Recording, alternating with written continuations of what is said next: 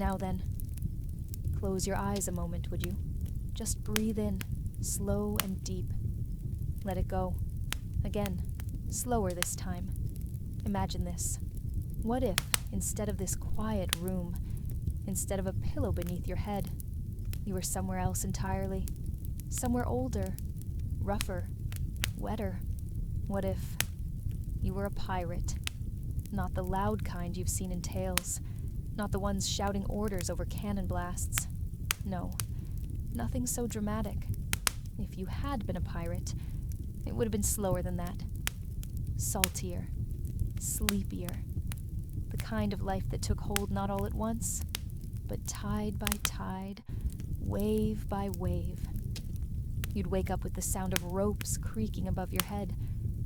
The timbers would groan softly under the weight of the swell. Your hammock would sway just slightly. Left, then right. Not enough to bother. Just enough to remind you. You're afloat, and you're far from land. Your name? It wouldn't matter much. They might call you Ash, or Finn, or just Boy. At sea, names were less important than hands, and whether yours could tie a knot, or load a barrel without complaint. Your ship? She'd be old, not majestic, but sturdy. Her sails patched with years of stories, her wheels scarred with salt and calluses. She wouldn't have a glorious name either. She might be called the Mild Wretch, or Sable Molly, or even just Black Jane. The kind of ship people don't write songs about, but that always finds her way through the fog. On your first day aboard, you'd be told to stay out of the way. So you would. You'd sit near the barrels, your knees pulled up, your eyes scanning every board, every knot, every step the crew made. You'd memorize things not from books, but from repetition. Where the cook stored dry beans, how the bosun wrapped tar lines in the cold, which boards near the quarterdeck creaked twice before giving underfoot. You wouldn't sleep much that first week, not because of fear, but because of the sounds. The ocean is not silent. It has a voice, and it talks in circles. You'd listen to the water slap and sigh, the sails flutter like a breath, the low whistle of wind past the ropes. And the men, they'd speak in half sentences, like weathered ghosts. Storm by Wednesday, lines fraying on starboard. Don't trust Marlowe with the biscuits. But you'd stay quiet. You'd learn. Then one day, without anyone telling you, you'd just be part of it. You'd tie knots, clean the deck, haul the sails when the watch called it. And one night, maybe you're 8th at sea, the captain might pass you without a word, just a glance, a nod. That would mean you're in. Not family, but no longer an outsider. It would be the small things you'd remember if you were a pirate. The way sunlight cut across the deck just after dawn, all orange and gold, too bright to look at, too lovely to ignore. The smell of wood warmed by sun, soaked by salt, carved by knives, scarred by boots. The nights when no one spoke, and you just leaned on the rail and watched the stars come out, one by one, slow and shy, as if they too were crew. The rum, it wasn't good, but it was warm, and it was shared. There wouldn't be treasure, not in the way you imagined it as a child. Sometimes you'd find a Spanish coin, heavy with stories, or silks from the east, smelling of cloves, but more often, beans, dried fish, room, a rope that wasn't frayed, a barrel that didn't leak. Those were treasures too at sea. And someday, weeks later, or months, time is blurry on the ocean. You'd wake in the middle of the night. There would be a sound, not thunder, not shouting, just a soft splash, a quiet breath of air. And you'd know, without anyone telling you, another ship was near. The sound was still there. Not loud, not sharp. Just the gentle dip of water moving wrong, like something big shifting beneath the surface. You sat up slowly in your hammock, letting the night air settle on your skin. It was cool, damp, tasted of iron and old sails. No one else moved. The crew slept, or pretended to. On a pirate ship, sleep and stillness were often the same thing. You pulled on your coat, not a fancy one, just wool, stiff from salt. The floorboards creaked underfoot, but the sea was calm enough not to argue. You climbed the short ladder to the deck. Fog, not thick, not blinding, just enough to blur the edges of the world. The moon was somewhere up there, a round, pale smudge behind the mist. And ahead, a shadow. Not land, not cloud. A ship, not close, not far. Just watching. You didn't call out. That wasn't your job.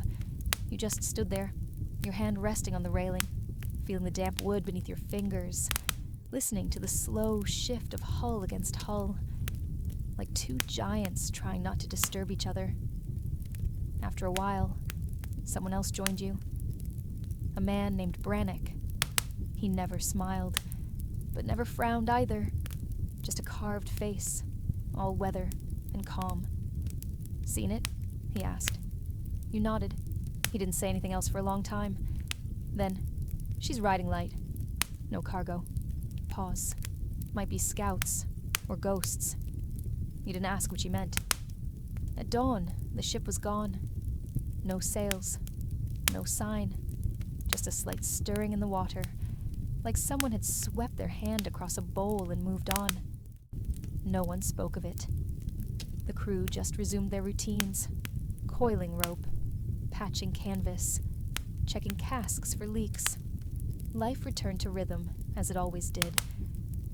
But part of you stayed with that ship, wondering what flag it flew, who stood on its deck, whether, somewhere else, someone had seen you in the fog and wondered the same. That was the thing about being a pirate, or being you, if you were one. It wasn't the fights, not the gold, not even the storms.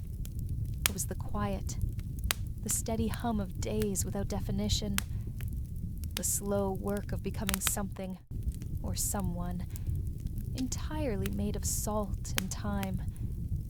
And if you were lucky, truly lucky, you might live long enough to become boring.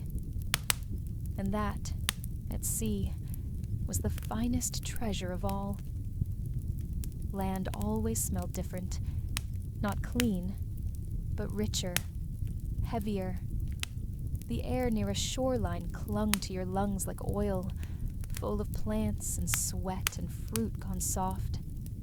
When you spotted the island on the third week at sea, it didn't look like much, just a blot of green on the horizon.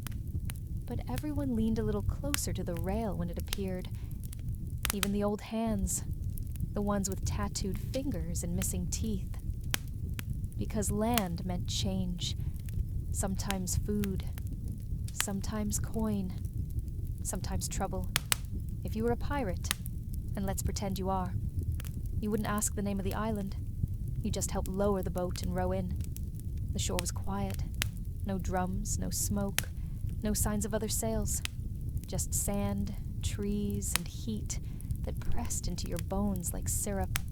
The captain, Thorn, tall and tired-looking, walked ahead in silence. He didn't carry a map. Didn't need one. He had been here before. You'd walk with the others up a path half swallowed by vines. Around you, the jungle whispered. Not loud, but constant. Leaves brushing leaves. Birds that didn't sound like birds. The crunch of something. Maybe a crab. Maybe a skull. Underfoot.